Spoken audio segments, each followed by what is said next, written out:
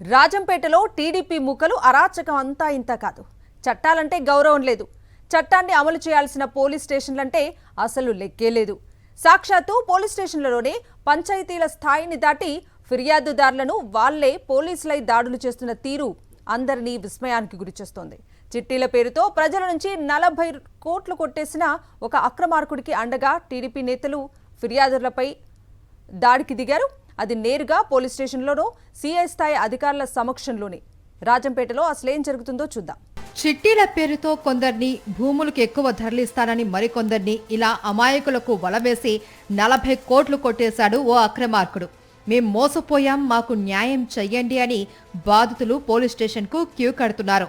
Rajampet urban police స్టేషన్లో బాధితులు ఫిర్యాదు చేస్తుంటే కోట్లు కొట్టేసిన అక్రమార్కుడు నాగేంద్ర అనే వ్యక్తికి మద్దతుగా టీడీపీ నేతలు పోలీస్ స్టేషన్కు వచ్చారు. బాధితుల్ని భయపెడుతూ ఫిర్యాదులు రాకుండా ప్రయత్నాలు చేస్తూ ఉన్నారు. దీనికి ఎదురు తిరిగి ప్రశ్నించిన గౌస్ భాష అనే ఫిర్యాదుదారుడిపై పోలీస్ స్టేషన్లోనే సీఐ స్థాయి అధికారుల సమక్షంలోనే దాడి చేశారు. అమౌంట్కి ఇంకా మేము కొద్ది రోజులు ఆగినాక ఇస్తాము, అప్పటి వరకు బాండ్లు పెట్టుకోండి అని చెప్పేసి బాండ్లు రావచ్చు. ఇప్పుడు ఎంత రావాలి మీకు లెక్క? 75 లక్షలు. ఎవరు ఇవ్వాలా? నాగేంద్ర. ఏ విధంగా చేయాలమ్మా? ఆ పొలం అమ్మి డబ్బులు మీరు అప్పుగా ఇచ్చారా అంటే?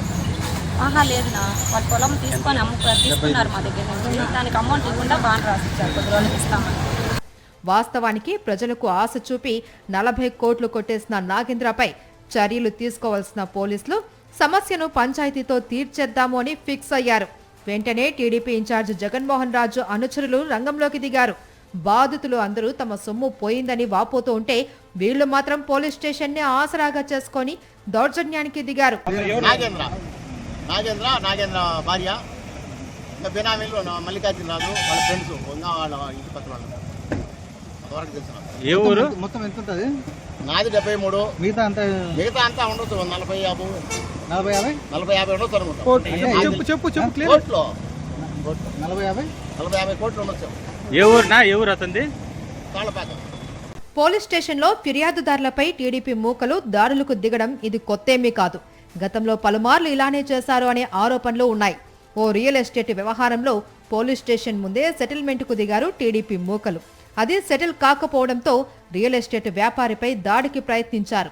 సెటిల్మెంట్ల పేరుతో టీడీపీ నేతలు దాడులకు దిగుతున్న వైనం రాజంపేట ప్రజలను భయకంపితులను చేస్తోంది. చీటీల పేరుతో 70 కోట్ల వరకు టోపీ పెట్టిన వ్యక్తికి కూటమి ప్రభుత్వాలు అండగా ఇచ్చి మధ్యస్థం చేయడం జరిగింది. అంటే ఈ కూటమి ప్రభుత్వం వచ్చినాంచి స్టేట్లో మొత్తం ఇట్లా మోసాలు, దగాలు ఇటువన్నీ జరుగుతున్నాయి.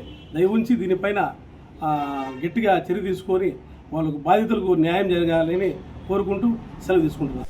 ఒక ఐపీఎస్ స్థాయి అధికారి ఉండే రాజంపేటలో పోలీస్ స్టేషన్లోనే ఫిర్యాదుదారులు బాధితులపై దాడులు జరుగుతున్నా చూస్తూ ఊరుకోవడం ఇప్పుడు చర్చనీయాంశంగా మారింది.